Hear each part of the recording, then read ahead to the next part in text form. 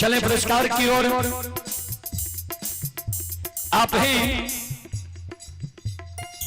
गोपाल राम के सुपुत्र सुधांशु कुमार, गौतम कुमार, दोनों भाई की ओर से 51 रुपए की पुरस्कार आए हैं। भगवान श्रद्धालु के मनोकामना को पूर्ण करें। मां सरस्वती परिवार में बाल बच्चे को सद्बुद्धि सद ज्ञान दे। बाबा भोले भंडारी भंडार को भरे रखें। जय हो दानी श्रद्धालु की जय हो, जय हो दानी श्रद्धालु के समस्त परिवार की जय हो।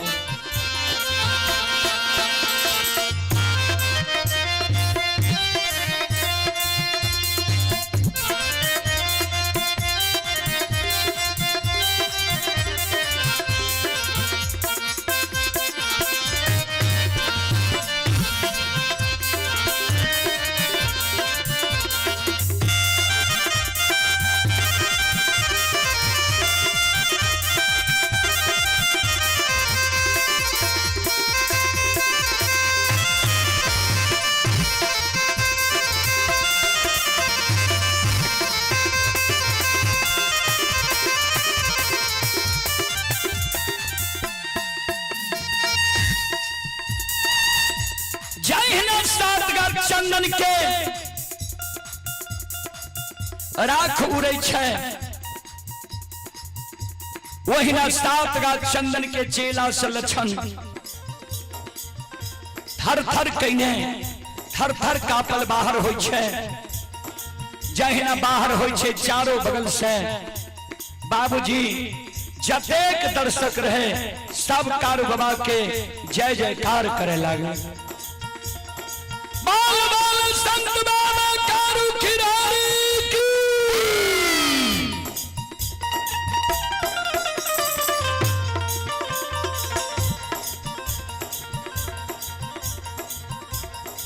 दौड़ के चले ले ब्राह्मण बाबा लछन के पाछान लग गए। लछन हम तो कह रही महीनाथ पंडित के भाई छिया आग में नहीं जला हो, हमरा सबके बात नहीं मान लगे। लछन के क्रोध आ गए। ब्राह्मण बाबा यहां सब भाई में भाई का झगड़ा लगा के भाई के रिश्ता के तार तार के लिए हमरा आग में जले लिया। कारु भैया बाबा ओघरदानी के ने कृपा जे 7 का चंदन के चेला से बच गए। जहिना हमरा आग में जले लिए वहिना साथ दै छी जे प्रत्येक साल बनगो में आग लागत।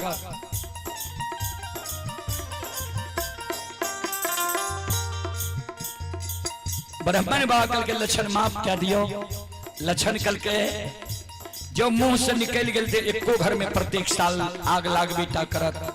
जे यहाँ सबके याद रहत जे एक ग्वाला का षड्यंत्र रच के आग में जले लिए रहे।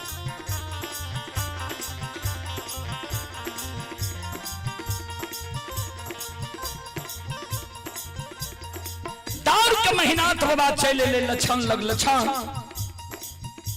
हम नहीं जाने रहियो तू एक बड़ा धर्मात्मा छे। लछन कल के यह कारण बाबा तोरा काशी में पढ़े लिखा रहा है। सहोदर भाई के आग में जलवे के कारण हे हो महपूरा धर्म देश छिए। तोहर आत्मा छ निर्दयी वाला, तोरा ही निर्दयी आत्मा वाला मानव के पास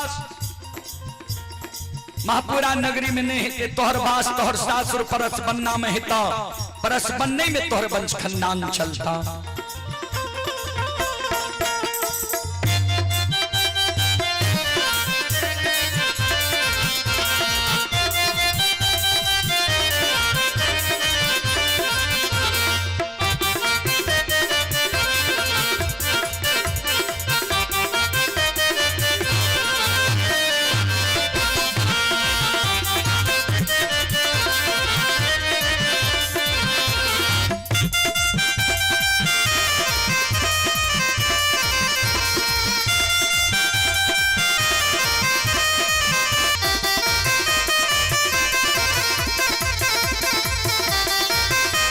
परस बनने में चल ले, महापुरा में नहीं चल ले। वहां दिन से लछन के कार बाबा के भगता के उपाधि मिल गए। जा तक लक्षण रहले ता तक मुंह से जे वचन निकल जाए सदा सत्य भै जाए रहे। लक्षण के बानी असत्य नहीं भेले। कार बाबा के महिमा इस संसार में फैल गए बाबूजी। ता ई प्रसंग यह जगह समाप्त होइ छे। बाबूजी जे सत्य धर्म पर रहे छे, सत्य धर्म पर रहे वाला मानव के बेड़ा पार भै जाए छे। चलो अब अपने सब श्रोता बंधु माँ बहन से हम क्षमा चाहबे जे आप माफ करियो। फिर कभी सेवा के मौका मिलते हम अपने सबके सेवा करे के प्रयास करब। अपने सब सुन लो। माँ भगवती धर्म गाथा भागायत मंडली गायक रुदल पजियार, ग्राम पंचायत बेलवारा, प्रखंड सिमरी बख्तियारपुर, जिला सहरसा।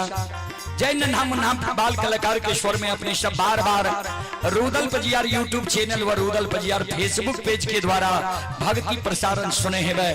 ता जे श्रोता बंधु के ई सब कार्यक्रम अच्छा लगे तो रुदल पजियार यूट्यूब चैनल के अपने सब्सक्राइब कर ले और रुदल पजियार फेसबुक पेज के भी फॉलो कर ले। जे एहने सब कार्यक्रम अपने सबके बीच अपडेट होते रहत, पहुंचते रहत। संत शिरोमणि श्रोता बंधु आओ ये भगती भजन के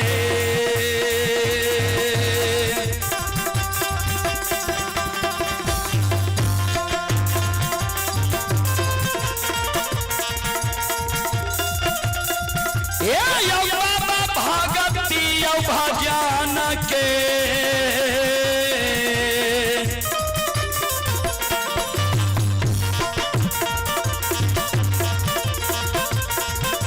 रसिला बाछी ठाकुर जी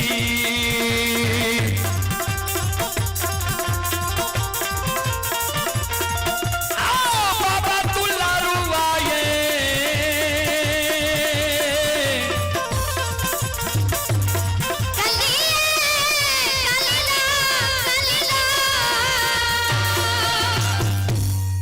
चले। अंत में पुरस्कार आए हैं आप ही दिलखुश कुमार सुखासिनी, पिताजी ही उमाकांत मेहता। दिलखुश कुमार जी की ओर से 25 रुपए की पुरस्कार आए हैं। श्रद्धालु को बहुत बहुत धन्यवाद, लाख लाख शुक्रिया, बहुत बहुत साधुवाद। जय हो दानी श्रद्धालु की जय हो, जय हो दानी श्रद्धालु के समस्त परिवार की जय हो। चलो अब अपने सब श्रोता बंधु माँ बहन से हम क्षमा चाहबे, माफ करियो। फिर कभी सेवा के मौका मिलता है हम अपने सबके सेवा करे के प्रयास करब। और ये कार्यक्रम जे आए दिन और रात में चल रही है, सारा कार्यक्रम रुदल पजियार यूट्यूब चैनल यानी यूट्यूब पर अपलोड भ गई है। अपने सब गांव के भी नाम लिखबे न सिसबा तो ये कार्यक्रम चलते। चलो अपनी सब श्रोता बंधु माँ बहन से क्षमा चाहबे, माफ करियो। फिर कभी सेवा के मौका मिलते हम सेवा करे के प्रयास करब। जय बाबा धर्मराज, जय बाबा बजरंगबली, जय हिंद, जय भारत, जय संत, जय समाज। बोलो बोलो सच्चे दरबार की।